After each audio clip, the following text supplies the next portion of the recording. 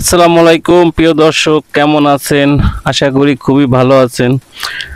ভঙ্গ ট্রাভেলের আরেকটি নতুন ভয়েস এপিসোড নিয়ে হাজির হয়ে গেলাম আমি, ড্রাইভার আসাদ।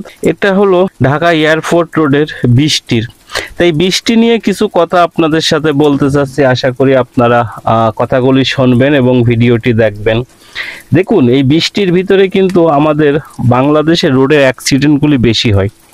প্রিয় দর্শক, আমার যারা দর্শক আছেন, আমার ভিডিওগুলি দেখেন কিংবা পছন্দ করেন, এবং ড্রাইভার ভাইরা কিংবা যারা রোডে গাড়ি চালান কিংবা ড্রাইভ করেন, ওনাদের জন্য আসলে এটা সতর্কবাণী এবং সাধারণ জনগণের জন্য এটা একটা সতর্কবাণী। দেখুন, ড্রাইভিং সিটে যারা আছেন কিংবা যাত্রী সিটে যারা আছেন, সবাই হুঁশিয়ার থাকবেন যে বৃষ্টি ভিজা রোডে জানি ওভার স্পিডে গাড়ি কেউই না ড্রাইভ করে। এটা যাত্রীদেরও যেমন সতর্ক থাকা উচিত, তেমনি ঠিক আপনার ড্রাইভার যিনি ড্রাইভ করবেন ওনারও সতর্ক থাকা উচিত। আশা করি কথাগুলি আপনারা একটু মনোযোগ সহকারে শুনবেন কিংবা কথাগুলি বোঝার চেষ্টা করবেন। দেখুন, অ্যাক্সিডেন্টগুলি হয় কিন্তু একটা কারণেই, সেটা হলো বৃষ্টি ভিজার রোডে স্লিপিং থাকার কারণে। কেননা অনেক সময় আমাদের রোডে কি পড়ে থাকে, তেল পড়ে থাকে, রোড স্লিপ হয়ে থাকে, অনেক জায়গায় দেখা যায় যে পিচটা আর কি একটু পিছলা টাইপের থাকে। এই কারণে কিন্তু ব্রেক মারলে সে ব্রেকটা কিন্তু ওইভাবে গাড়িটাকে কন্ট্রোল করে না আর কি, চাকা স্লিপ করে। তা আপনারা যারা যাত্রী ভাইয়েরা আছেন কিংবা ড্রাইভার ভাইয়েরা আছেন, এই জিনিসটা কিন্তু সবসময় আপনারা একটু হুঁশিয়ারভাবে থাকবেন।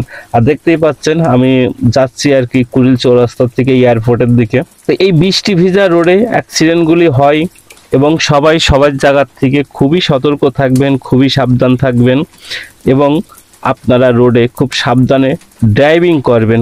দেখুন ভাই, জীবন চলে গেলে কিন্তু জীবন পাবেন না, সময় চলে গেলে কিন্তু সময় পাওয়া যাবে, কিন্তু জীবন কিন্তু ফিরে আসবে না। সময় হয়তোবা আপনি ফিরে পাবেন, কিন্তু জীবন কিন্তু ফিরে পাবেন না, এটা কিন্তু সম্ভব না। তা এই জায়গাটায় আর কি আপনারা প্রতি মুহূর্তেই হুঁশিয়ার কিংবা সাবধান থাকবেন। এবং যারা হাই রোডেও গাড়ি চালান, এটা তো ঢাকা সিটিতে যানজট রোড, ওইভাবে তো গাড়ি চালানো যায় না, কিন্তু হাই রোডের যেসব ভাইয়েরা ড্রাইভিং করেন কিংবা যেসব যাত্রী ভাইয়েরা ট্রাভেল করেন, তাদের জন্য এটা কিন্তু খুবই একটা সতর্কবাণী। আপনারা সবসময় কিন্তু হুঁশিয়ার থাকবেন। তো এই মূলত যে এই ওভার স্পিডের কারণে বৃষ্টির ভিতরে রোডে কিন্তু অ্যাক্সিডেন্টগুলি ঘটে। কেননা কিছুদিন আগে আমি গিয়েছিলাম বরিশাল, তা আমি আপনাদেরকে আসলে ওই ফুটেজগুলি দেখাইতে পারছি না, কেননা আমার কাছে নাই। কারণ বরিশাল যাওয়ার পথে সারাটা পথই ঝিরঝির ঝিরঝির করে বৃষ্টি, এবং এই বৃষ্টির কারণেই দেখলাম যে বেশ কয়েকটা অ্যাক্সিডেন্ট, মানে দুটো তিনটে অ্যাক্সিডেন্ট আর কি রোডে দেখলাম, কিন্তু আসলে ওইভাবে ভিডিওগুলি কিংবা ফুটেজগুলি আমি নিতে পারিনি এবং আপনাদেরকে দেখাইতেও পাচ্ছি না। কারণ হলো যে ওই সময় আসলে আমার সাথে ক্যামেরাও ছিল না, এবং কি আমি এত পরিমাণ টায়ার্ড ছিলাম যে মানে এক কথায় যে আমি ঘুমাইছিলাম আর কি, যার কারণেই কিন্তু আমি এটা করতে পারিনি। তো প্রত্যেকটা মুহূর্তে সবাইকে আমি অনুরোধ করব যে যে যেখানে আছেন সেই জায়গার থেকে সবসময়ের জন্য হুঁশিয়ার থাকবেন, সাবধান থাকবেন, সাবধানে গাড়ি চালাবেন, নিজে বাঁচবেন এবং অন্যকে বাঁচাবেন। দেখুন, আপনার উপরে কিন্তু আপনার পরিবার নির্ভরশীল। তাহলে আপনি যদি না বাঁচেন, আপনার পরিবার বাঁচবে কি করে বলুন?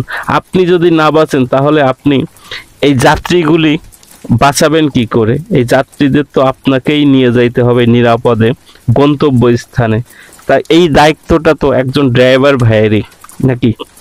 এবং সাথে যে সবই দায়িত্ব যে ড্রাইভার ভাইয়ের তা না, যাত্রী যারা আছেন তাদেরও কিন্তু অনেক দায়িত্ব আছে। এই দায়িত্বগুলি সবাই সবার জায়গার থেকে মাথায় রাখবেন। সবাই ভালো থাকবেন, সুস্থ থাকবেন এবং রোডে সাবধানে গাড়ি চালাবেন। তারপরেও বড় কথা, নিজের এবং নিজের পরিবারের যত্ন রাখবেন। আল্লাহ হাফেজ, আসসালামু আলাইকুম।